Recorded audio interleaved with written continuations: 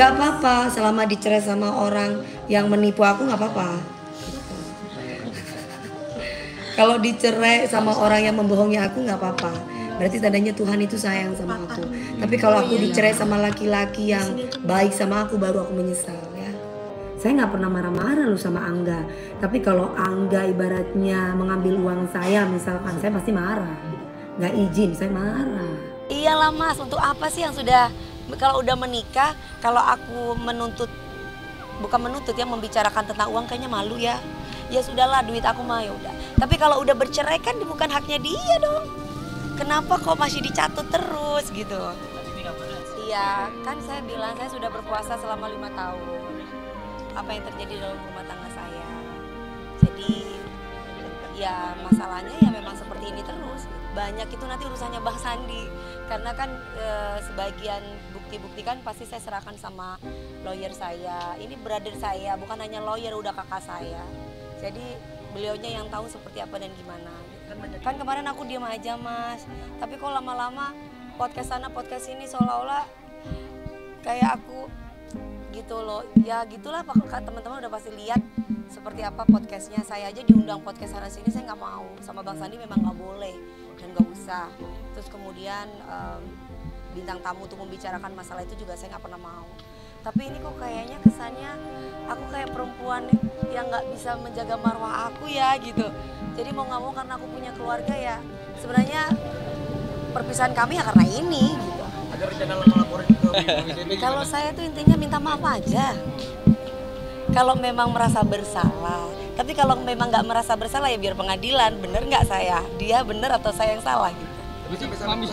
Bukan belakangan ini, dari dulu pernah Mas. Tapi aku maafin. Karena suami gitu loh. Udah sering terjadi ini. Cuman aku kan bilang aku sudah berpuasa 5 tahun. Tapi kok lama-lama aku yuk gitu. Tapi jika tidak ada perlu, ya masih pelajarin dulu lah. Yang penting udah terima dari Mbak DP kemarin udah beberapa. Nanti setelah ikrar talak lah kita pelajari lebih lanjut. Berarti akan cukup. Ibaratnya kalau orang markup IO atau siapapun itu sah ya. Karena itu bisnis. Tapi yo nggak 53 juta loh Mbak. Dan juga ada etikanya untuk bicara sama kita. Tapi kalau nggak ada etikanya kan saya juga kaget. Nanti yang tadinya orang pingin ngundang, waduh Dewi Persik jadi gak dadi, cek larang ya rek ngono. Alhamdulillah kan daripada dulu nggak punya tempat tinggal. Kan nanti mau dipelajari sama Bang Sandi. Cuman yang baru ketahuan sih, yang setelah bercerai ya, saya tidak bicara pada waktu sudah menikah. Setelah bercerai itu 53, terus yang di mana lagi B? Mana lagi Gelbo? 40, terus Bogor 40, terus 60. Oh, pertama 53, terus yang kedua 60 jutaan. Terus yang ketiga baru kemarin untuk tanggal 6 Agustus dia ngambil 40, tapi uangnya ini yang 40 sudah saya kembalikan ke orang yang kita balikinnya 50 karena dia DP-nya 50 gitu ke aku yang namanya Budianto. Kok Budianto lagi gitu loh. Yang ketahuan ini ya, yang sudah bercerai loh, yang sudah ketok palu. Tapi ada lagi yang vape, yang dari vape liquid ada gitu. Itu belum dihitung. Ada lagi dari Sislim itu belum dihitung. Berarti yang bakal kalau mencuri itu saya tidak memberikan haknya. Ya, misalnya gini, Mbak Dewi misalnya 150 juta, saya naikin 170 juta, berarti 20 juta punya aku. Kan 150-nya aku berikan. Kalau aku tidak berikan berarti aku mencuri haknya. Kan ini enggak, aku ambil yang fee-nya aku saja. Kalau misalnya beliaunya tidak berkenan dengan fee tersebut, ya aku kembalikan dan itu memang sudah dikembalikan. Ada kekecewaan nggak? Biasanya kalau misalnya kita kalau manajer-manajer itu bilangnya apa ya, bukan menjual ya kalau kayak gitu ya, memberikan harga ya kepada klien. Tapi sebelum kita berikan harga kepada klien itu kan kita tanya dulu. Contoh misalnya di luar kota sekian ratus juta mau nggak? Itu aku ngomongnya sama tim. Kalau misalnya dia bilang oke mau, baru aku jual lebih.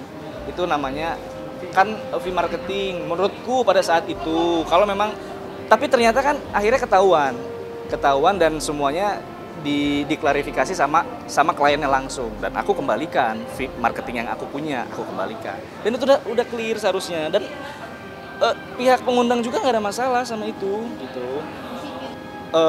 Enggak lah ya, gini, aku kan tidak mau ada masalah sebenarnya. Kalau memang Mbak Dewinya tidak berkenan, ya aku akan gimana caranya supaya aku perbaiki kesalahan tersebut.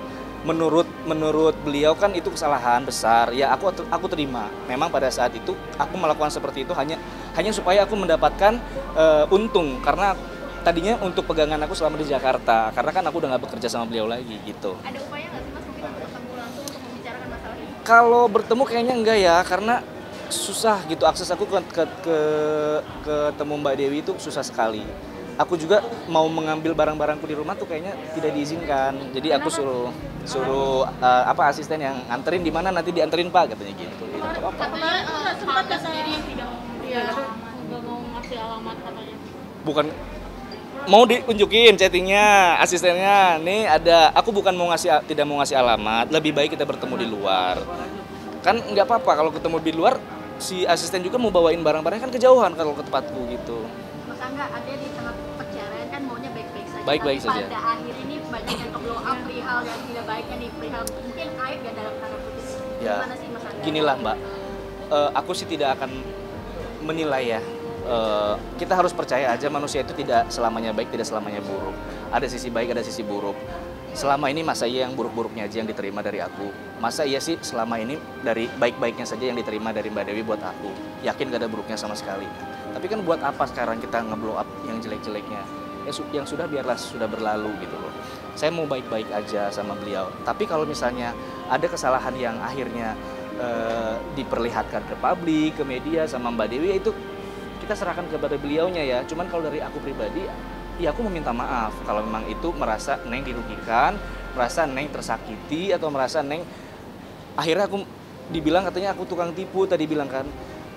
Ya aku nggak akan bisa nyalahin dia. Cuman kalau memang demikian ya aku minta maaf yang sebesar-besarnya. Tapi ada kekecewaan nggak? Kalau kecewa enggak lah ya. Kalau kecewa tuh lebih ke kayak penyesalan hati gitu, yang tersakiti. Kalau aku nggak kecewa ya, gimana ya cara menyikapinya. Kalau aku salah ya aku minta maaf gitu aja. Ada upaya memperbaiki komunikasi mungkin? Kalau dari aku sih pengen, cuman kalau dari aku nggak mau maksa ya. Aku sih pengennya baik-baik saja. Cuman kalau dari Mbak Dewinya masih belum terima, dan akhirnya keadaannya jadi kurang baik banget malahan, ya aku kalau harapan aku pribadi pengen, cuman aku nggak bisa memaksa. Ada rasa sesal nggak mungkin karena mungkin setelah perceraian ini justru hal-hal yang tidak baik ini? Oh, enggak ya. Sebenarnya kalau mau dibicarain secara dalam sih aku bisa selesaikan. Kita bisa bicarakan. Tidak semuanya seperti yang dibicarakan banget lah. Aku juga ngambil untung seperti itu kan ada alasannya untuk apa dan untuk siapa, untuk ngapain. Kan itu ada gitu loh. Karena kan beliau tadi bilang katanya tidak pernah memberikan haknya. Kalau aku membawa pergi semua uangnya, itu aku nggak berikan haknya. Kan haknya udah aku berikan. 150 juta oke. Udah saya berikan 150, saya kan ambil untungnya aja. Gitu. Kalau misalnya ternyata saya ambilnya 70 juta dan saya berikan 100, baru itu ngambil haknya. Karena kan saya dealan dari awal sama Mbak Dewinya 150, itu baru ngambil haknya. Kan ini enggak. Aku sih tidak akan menilai ya. Kita harus percaya aja manusia itu tidak selamanya baik, tidak selamanya buruk. Ada sisi baik, ada sisi buruk. Selama ini masa iya yang buruk-buruknya aja yang diterima dari aku? Masa iya sih selama ini dari baik-baiknya saja yang diterima dari Mbak Dewi buat aku? Yakin gak ada buruknya sama sekali. Tapi kan buat apa sekarang kita nge-blow up yang jelek-jeleknya? Yang sudah biarlah sudah berlalu gitu loh. Saya mau baik-baik aja sama beliau. Tapi kalau misalnya ada kesalahan yang akhirnya diperlihatkan ke publik, ke media sama Mbak Dewi, itu kita serahkan kepada beliaunya ya. Cuman kalau dari aku pribadi, ya aku meminta maaf kalau memang itu merasa Neng dirugikan, merasa Neng tersakiti, atau merasa Neng akhirnya aku dibilang katanya aku tukang tipu tadi bilang kan. Ya aku nggak akan bisa nyalahin dia. Cuman kalau memang demikian ya aku minta maaf yang sebesar-besarnya. Kalau kecewa enggak lah ya. Kalau kecewa tuh lebih ke kayak penyesalan hati gitu, yang tersakiti. Kalau aku nggak kecewa ya, gimana ya cara menyikapinya. Kalau aku salah ya aku minta maaf gitu aja. Ada upaya?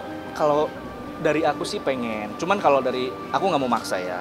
Aku sih pengennya baik-baik saja. Cuman kalau dari Mbak Dewinya masih belum terima, dan akhirnya keadaannya jadi kurang baik banget, malahan ya aku kalau harapan aku pribadi pengen, cuman aku nggak bisa memaksa. Ada rasa Iya, kalau aku sih kalau mau ada yang dibicarakan sih nggak apa-apa, bicarakan aja. Kalau aku mah nggak pernah melarang dan nggak pernah menutup diri ya. Semenjak pertama bertengkar 2 bulan lah, ada 2 bulan yang lalu, sampai sekarang udah hampir mau 3 bulan. Pelajarannya harus lebih hati-hati, harus lebih hati-hati dalam bertindak, harus bisa lebih mengerti pasangan, harus bisa mengerti karakter, karena terkadang kita masih punya egois. Kita misalnya contoh, aku kalau nggak ngerti, aku pengennya diperhatikan, ngertiin terus ya. Nah, hal-hal kayak gitu tuh yang harus kita mengerti, pelajaran-pelajaran seperti itu. Mungkin untuk nanti suatu saat pasangan aku ke depannya aku akan lebih mengerti, dan begitupun pasangan beliau ya. Aku harap sih pasti yang terbaik. Kalau misalnya beliau doain aku nggak baik ya nggak apa-apa, itu haknya dia.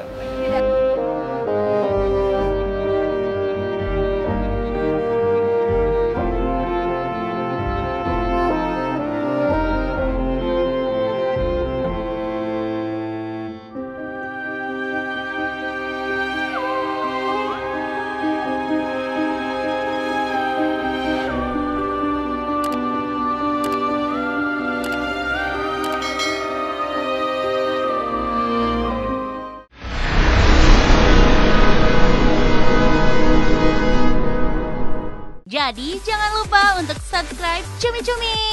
Ditekan ya tombol lonceng merahnya.